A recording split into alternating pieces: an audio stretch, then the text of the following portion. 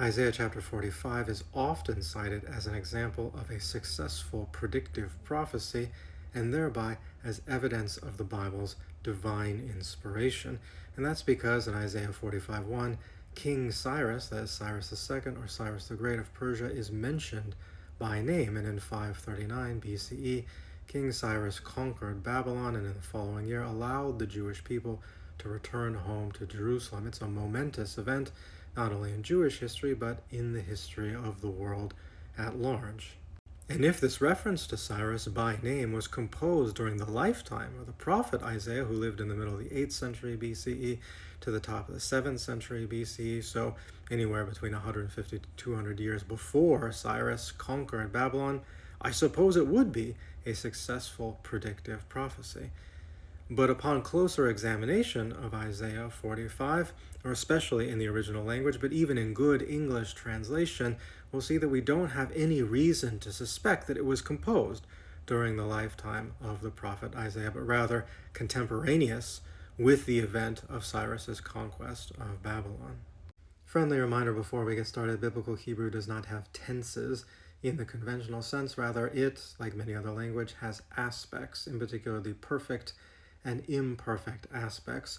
Verbs that are conjugated in the perfect aspect indicate actions that are already completed and are usually translated into English in the simple past tense. Verbs conjugated into the imperfect aspect are verbs that are not yet completed and as a result are usually translated into the future tense in English. So let's take a look here at Isaiah chapter 45, verse 1. Thus says the Lord to his anointed, to Cyrus, whose right hand I have grasped. The words I have grasped, which are highlighted in yellow here, are a translation of the Hebrew word hehazakti, which is conjugated in the perfect aspect. Because this verb is in the perfect, it's an action that's already completed at the time of the text composition.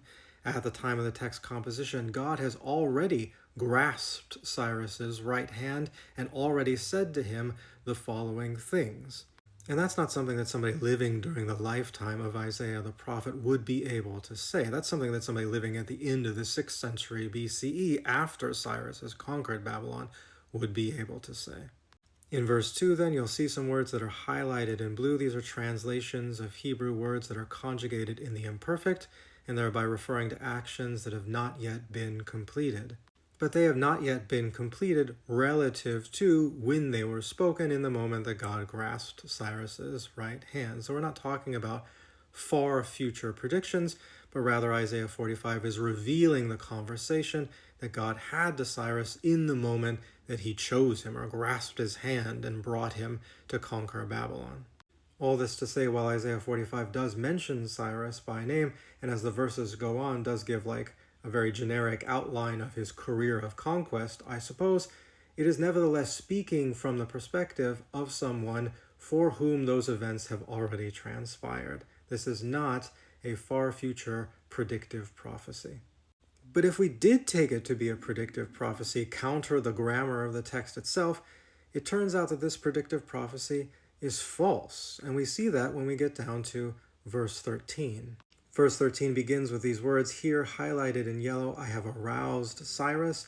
This is a translation as before of a Hebrew word in the perfect aspect, that is, an action that has already been completed. But the words highlighted in blue here, he shall build my city, turns out to be false. Cyrus plays no role in the construction or reconstruction, rather, of the city of Jerusalem. The Bible itself attests to this. The books of Ezra and Nehemiah ostensibly preserve a number of pieces of correspondence between the people of Judah and Persian imperial authorities and all the drama that unfolds as they attempt to rebuild the temple in Jerusalem, as they attempt to rebuild the walls, as they attempt to reoccupy the city. It's a lengthy process, and it does not complete until after Nehemiah arrives in Jerusalem in 445 BCE. Cyrus dies in 530. At best, you could try and make the case that Cyrus gives permission for the reconstruction of the temple's foundations, or you could try and make the case that Cyrus is cited in a letter by Darius, a later ruler of Persia, giving the people permission to rebuild the temple in its entirety. But laying foundations and rebuilding a temple is not build my city, which is an entirely separate action, which is associated with entirely separate correspondence between Persia and the people in Judah, which is the subject of an entirely different book in the Bible. A very clear distinction in these operations is made by the biblical text itself. So if somebody says, they will build my city, and they don't, and they build something else instead, I don't see how you could see that as a successful predictive prophecy. So again, Isaiah 45 is not really prophetic in the sense of making predictions of the future. Rather, it's prophetic in the sense that it's revealing God's will at an obscure moment in history by letting us in on a conversation that God ostensibly had with Cyrus in making him the anointed who saves the Jewish people from captivity in Babylon. And then it goes on to elaborate a series of aspirational goals that Cyrus is supposed to have, some of which come to pass and some of which don't.